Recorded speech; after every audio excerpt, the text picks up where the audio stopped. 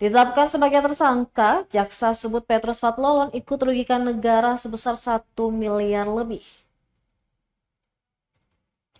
Kejaksaan Negeri Tanimbar menyebut Petrus Fathlolon membuat kerugian keuangan negara sebesar 1.092.917.664 rupiah. Nilai tersebut berdasarkan laporan hasil audit perhitungan kerugian keuangan negara oleh tim auditor Kejaksaan Tinggi Maluku. Hal tersebut disampaikan Kejari Tanimbar Dadi Wahyudi saat konferensi pers di Aula Kejaksaan setempat dengan didampingi Kasipit Sustendo Sitania dan sejumlah anggota Kejaksaan pada Rabu 19 Juni 2024.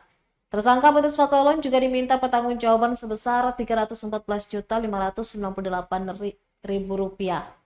Diberitakan sebelumnya mantan Bupati Kabupaten Kepulauan Tanimbar ini ditetapkan sebagai tersangka oleh Kejaksaan Negeri Tanimbar pada Rabu 19 Juni.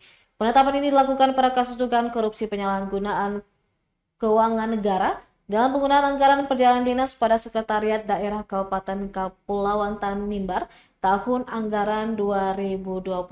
Sebelumnya, Kejaksaan juga telah menetapkan 2 orang tersangka yakni Ruben Morel Kosu dan Petrus Masela yang saat ini sementara menjalani persidangan di Pengadilan Tipikor pada Pengadilan Negeri Ambon. Untuk kerugian yang harus dipertanggungjawabkan oleh tersangka PR sebagaimana dalam fakta yang